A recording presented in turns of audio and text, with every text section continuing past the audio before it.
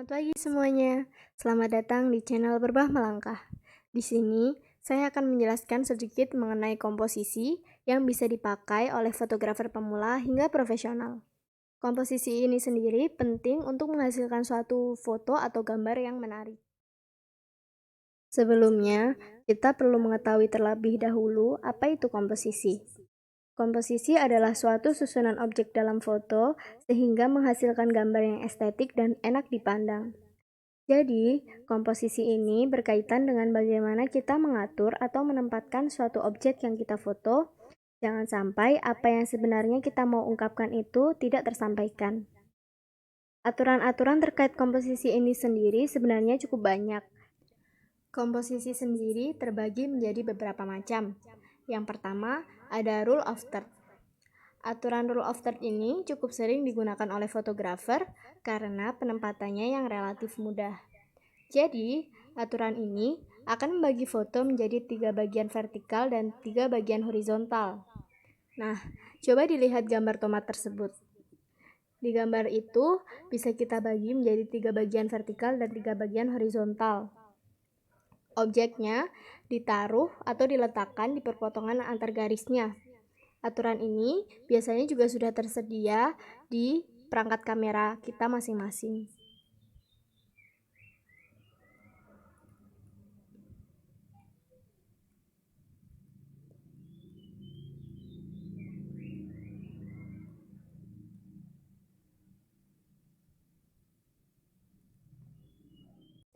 Selanjutnya, ada framing. Komposisi ini akan membuat suatu objek seolah berada dalam suatu bingkai. Hal ini akan menonjolkan objek yang ada di dalam bingkai tersebut. Objek bingkai pun bisa bermacam-macam, tergantung kreativitas dari fotografer. Bisa kita lihat contoh gambar tersebut di mana objek menara dibingkai oleh pintu. Objek menara sendiri merupakan objek utama dari foto itu dan pintu itu seolah-olah menjadi bingkai dari objek menara. Selanjutnya, leading line. Komposisi ini biasanya memanfaatkan objek yang tersusun sehingga akan menggiring kita menuju suatu objek. Nah, seperti misalnya pada gambar tersebut, kita bisa lihat garis-garis yang ada itu mengarah ke suatu titik di tengah. Nah, garis-garis itu sendiri terbentuk dari objek-objek yang terdapat pada foto. Selanjutnya, golden triangle. Komposisi ini hampir sama dengan rule of third seperti yang pertama tadi. Tetapi perbedaannya, frame dibagi secara diagonal dengan membentuk segitiga siku-siku. Nah, bisa dilihat pada gambar tersebut. Objek di sebelah kiri ditempatkan dari acuan pertemuan garis diagonal.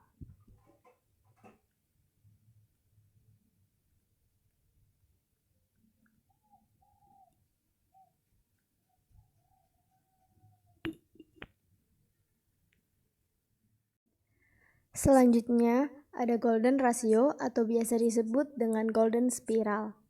Komposisi ini membagi frame menurut bilangan Fibonacci yang nantinya akan semakin mengecil dan menuntun pada suatu titik. Misalnya dilihat pada gambar tersebut.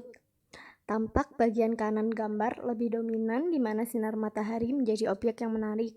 Nah, dari sinar matahari tersebut dapat ditarik garis spiral menuju objek-objek lain yang ada dalam foto.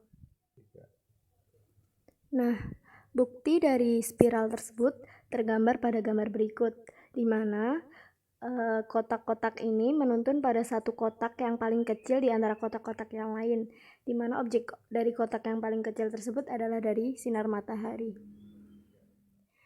Kemudian, ada yang disebut dengan full frame. Nah, komposisi ini akan menonjolkan objek utama dan menjadi fokus utama dalam gambar. Objek foto akan mendominasi dalam frame dan menghasilkan foto yang sifatnya mendetail. Bisa dilihat pada gambar tersebut. Dapat diketahui bahwa gajah merupakan objek foto utama dalam foto tersebut, sehingga gajah memenuhi frame dalam foto. Hal tersebut akan menyebabkan gajah tersebut dapat diketahui secara mendetail, baik dari ekspresi maupun tekstur dari kulit gajah itu sendiri. Selanjutnya, negative space. Nah, komposisi ini berkebalikan dengan full frame. Komposisi ini didominasi oleh ruang kosong untuk menonjolkan objek utama pada foto. Ruang kosong tersebut dapat digunakan untuk menonjolkan suasana foto. Hasil foto dengan komposisi ini akan menjadi sederhana tetapi tetap memiliki emosi. Nah, seperti dilihat pada gambar tersebut, objek yang ingin ditonjolkan adalah objek bunga, sementara backgroundnya hanya latar berwarna keabuan. Secara tidak langsung, kita akan berfokus pada objek tunggal ini dan background sebagai pendukungnya. Nah, selanjutnya ada komposisi simetri. Ya, seperti namanya, simetris. Sebuah foto dikatakan menggunakan komposisi simetri apabila terlihat di satu sisi foto sama seperti di sisi lainnya. Gambar dapat dipisah secara vertikal ataupun horizontal untuk dapat membuat garis simetri. Seperti pada contoh gambar ini, kita bisa membagi objek menjadi dua tepat di tengah sehingga seimbang antara bagian kanan dan bagian kiri. Komposisi ini cocok untuk mengambil gambar gedung atau bangunan, karena umumnya bangunan-bangunan berbentuk simetris. Seperti pada gambar ini yang merupakan gambar lorong dari suatu bangunan dapat dipisahkan menjadi dua secara simetri, baik horizontal maupun vertikal.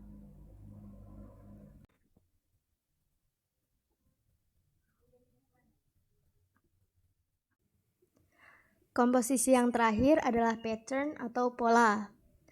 Pola sendiri selalu ada di sekitar kita, baik itu berasal dari alam maupun berasal dari buatan manusia. Menggunakan komposisi pola mampu menciptakan ritme dan harmoni gambar. Pola dapat muncul ketika elemen seperti garis, bentuk, atau warna tersusun secara berulang. Dapat dilihat seperti pada foto contoh tersebut, disusun dari kotak-kotak yang berulang-ulang. Hal tersebut akan memunculkan ritme pada foto, meskipun objek dari foto tersebut hanya sederhana saja. Mungkin sekian saja yang dapat saya sampaikan mengenai materi tentang komposisi dari fotografi. Nah, untuk gambar-gambar yang telah ditampilkan dapat diakses melalui Pixabay dan StockSnap. Kemudian untuk materi saya peroleh dari berbagai sumber antara lain seperti creative.com dan camerashot.com. Semoga teman-teman dapat terbantu dengan adanya video ini. Terima kasih kepada semuanya.